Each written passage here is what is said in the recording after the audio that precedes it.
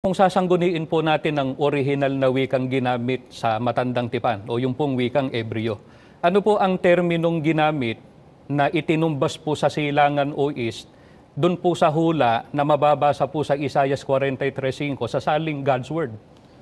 Basahin po natin mga kaibigan ang nakasulat po dito sa Dr. William Smith's Dictionary of the Bible sa pahina 154. Silangan. Ang mga terminong Ebreo na naglalarawan ng silangan ay nagkakaiba-iba sa kaisipan at maging sa paggamit sa isang may hangganang lawak.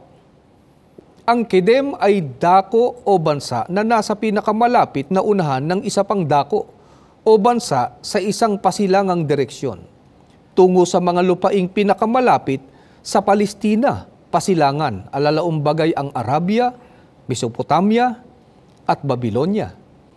Sa kabilang dako, ang Misrak ay ginamit upang tumukoy sa malayong silangan na may hindi singtiyak na tinutukoy. Isaias 41:2, 25, 43:5, 46:11. Ang Misrak ay ginamit upang tumukoy sa malayong silangan